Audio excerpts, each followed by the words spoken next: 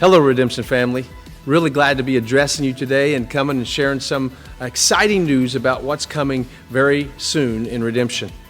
Ever since Governor Eric Holcomb has announced the Back on Track Indiana plan, there's been an excitement in the air, but also a nervousness as we begin to reopen our communities in a safe and good way. And one of the questions we get right off the bat is, when are we going to start our in-person worship gatherings on our campuses?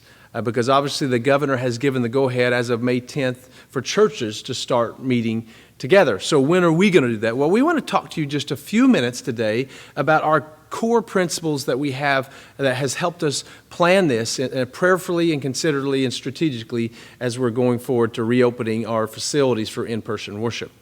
The first thing I want you to know is that Redemption has never closed. That's a guiding force that we are so convicted of. The church didn't close. Yes, we may have closed our buildings for gathering together there, but the church has not closed. In fact, it's maybe more open than ever. People have come and joined our digital services and now are willing to come to our gatherings that never would have before. And not only that, did you realize that there have been over a dozen people baptized during this shutdown period? Do you realize that giving has remained consistently strong during this period, and even new givers have jumped on board? Do you realize that more people have joined community groups digitally so that they can be a part of community even when they're isolated? Do you realize how much excitement has come from families worshiping together, and now community groups, microsites, as they're going to be getting together and sharing in our digital services together? It has been incredible to see what the church has done, what God has been doing during this time. So the church is never closed. It's alive, it's open, and some big things are happening. And so that gives us some excitement going forward, but it also helps us to take things patiently and to not rush to any quick decisions right off the bat.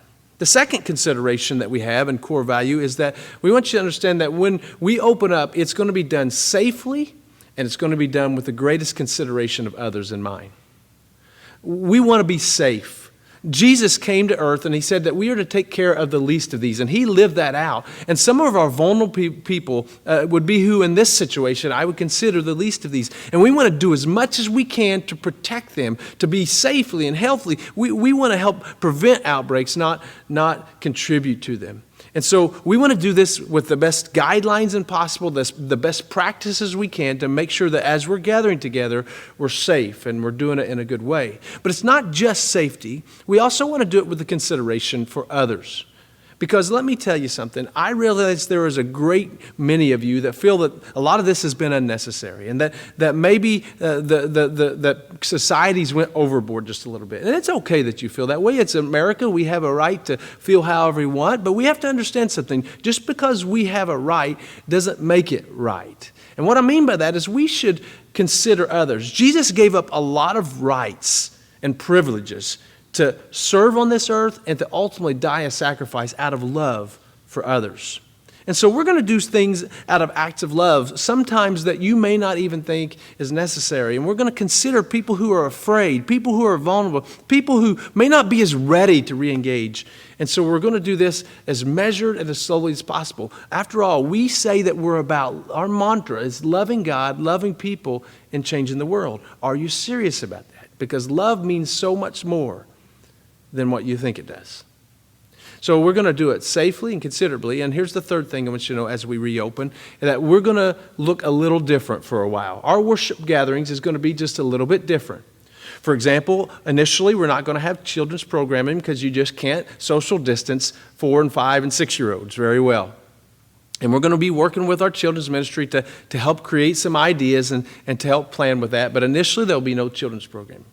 Also, we'll be social distancing. We'll be spacing out in our worship center and in worship center A and B, probably a couple different venues. And there may be some sort of reservation system set in place to make sure we're not over the capacity of what is safe in social distancing practices.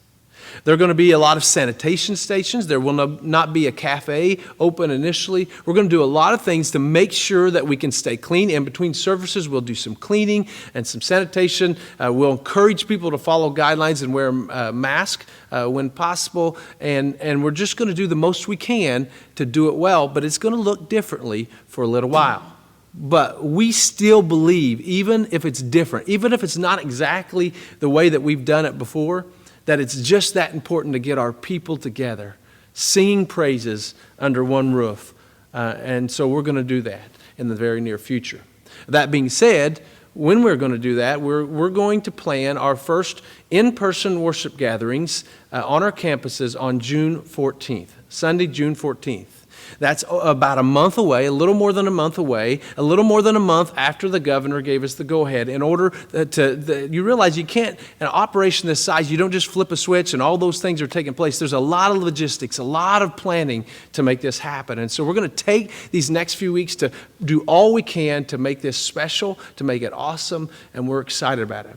We're also going to continue our digital worship throughout, even when we start gathering in person, because people who are vulnerable, people over a certain age, are asked to kind of shelter in place a little bit more, to not get out into public gatherings so much. And so we want to make the services available so they can worship right alongside with us. So that'll continue.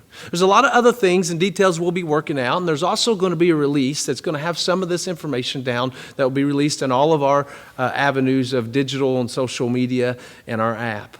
But we are really excited to be getting this ball rolling to where we can worship in person and we can gather together and we can love God, love people, and change the world just like we continue to do to this day, but even in new ways. And I know what God's going to do next is even greater than what He's done in the past, because we serve a God who does immeasurably more than we can ask or imagine. Thank you, Redemption, for being the best church family in the world. I am so honored to get to serve as your lead pastor, and I'm thankful for you. And I just love that we're going to be able to get together again in person. God bless and have a great week.